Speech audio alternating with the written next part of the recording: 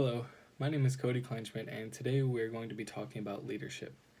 More specifically, we're going to discuss the important traits it takes to become a great leader. There are more than 50 identified traits that make a leader, but Brian Tracy believes there are 7 essential traits to learn first to become a great leader. The great news is they can be learned through practice and repetition. The important 7 traits are vision, courage, integrity, humility, strategic planning, focus on results, and focus on strengths. Learning these 7 traits will allow you to become the most effective leader you can be. Whether you are a leader of a small group of people, a leader of an organization, or a leader of a large company, these traits apply to any leader at any level. The first trait we will talk about is vision. As a leader in a company or an organization, you must have a vision. This is a clear mental picture of where you want your company to go and what you want them to achieve, as well as a game plan on how to get there. Your game plan must have some strategic planning in it. This way, you're setting your company up for success along the way. You can't just explain your vision and tell people, make it happen. You must implement a plan. However, being a leader in this aspect is different than being a manager.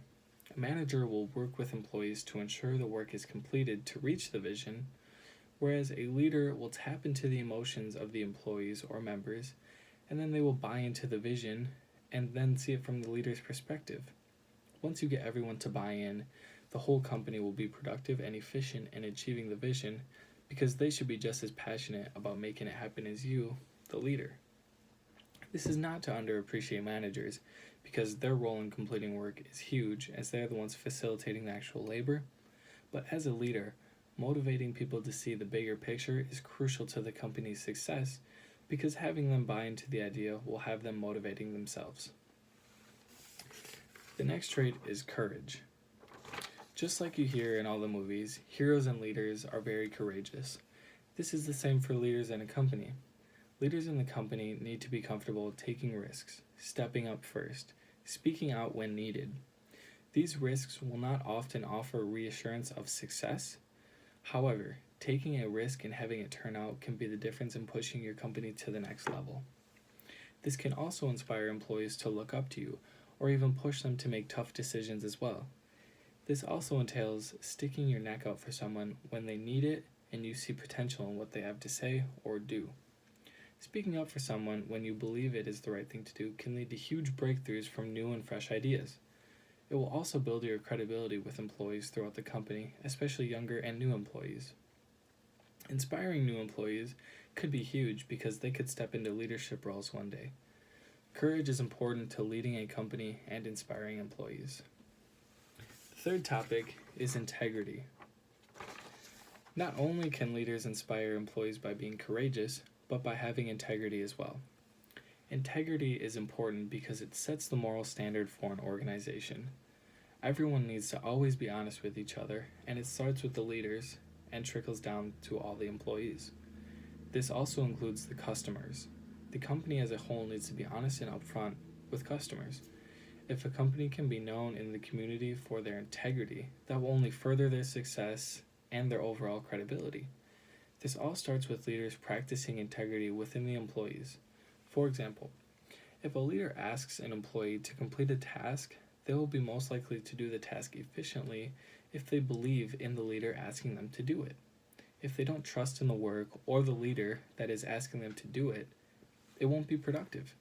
You have to have the trust of the people you're leading so they will work hard when you need them to. This also has to do with the morals of the company. Naturally, people don't feel good about lying or doing things that they know is wrong.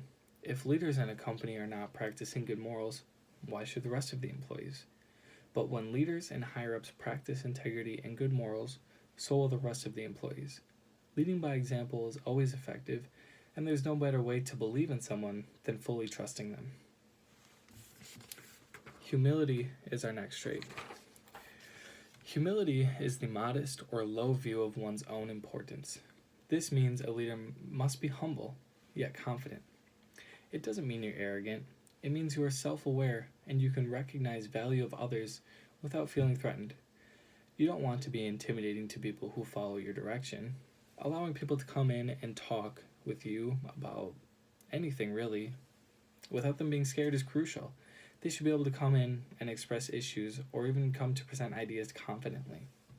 However, you must still retain their respect. There's a really fine line to walk here because you want to invite people into the conversation, but you got to remind them that you mean business. Humility is also important because it allows you to admit when you're wrong. This goes back to risk-taking. Say you take a chance and it flops. Taking responsibility goes a long way and says a lot about your character. Humility also allows you to give credit where credit is due and not be scared of seeing or expressing value in other employees. Employees will be eager to step up and do well if their work will be recognized on a broader scale. I mean, who doesn't like to be recognized for hard work, right? Humility is important because it allows you to be approachable and appreciate others' work throughout the company. The fifth trait is strategic planning. This means you have the ability to look ahead. You can anticipate trends in the market. Leaders can predict what the market will look like half a year from now, a year from now, maybe even 2 years from now. They will have an understanding of what consumers will need or want in the future. It is clear to see if you have a strategic plan moving forward, you can have a leg up on your competitors. It can also provide your company with many other advantages. For example, if you see a trend coming where the demand for a certain product is going to rise, you can help plan for that to make it as profitable as possible. On the other side, if you see the demand for a product going down, you can set a plan in motion to cut back on production of that product, and this is extremely important for planning ahead in your company. The last topics are focusing on strengths and focusing on results. These both entail looking into what individuals and the company as a whole does best. You need to look into the strengths of employees and the company to achieve the best results. Focusing on results means you know what needs to be done and achieved by each person or small group. This then leads to knowing what needs to be achieved by the company as a whole. Understanding what everyone needs to do will provide that clear visual of the desired results. This goes back to everyone buying into and understanding the vision so they can work cohesively to obtain the goal. Focusing on strengths. This is understanding what every individual does best and what they bring to the team. Then overall, you can look into the company's strengths to see what the company does best. Understanding these ideas will guide the company to achieve exceptional results. Obviously, if you understand someone's strengths and can gear those strengths towards the company's end goal, that person will feel much more valuable and they will be that much more valuable. This will also help employees feel like their time is valuable and not being wasted in miscellaneous work because they're already doing what they're good at.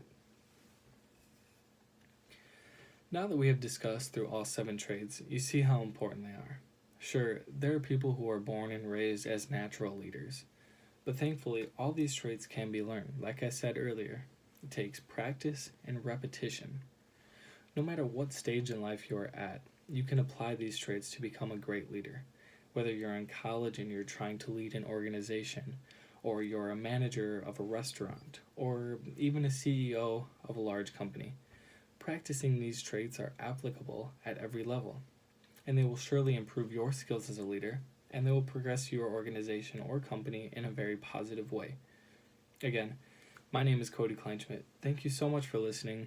I strongly encourage you to not stop after you've mastered these 7 traits, but to move on to more traits and conquer those as well. Like I said, there are over 50 identified traits, and we always have room to improve. Thank you.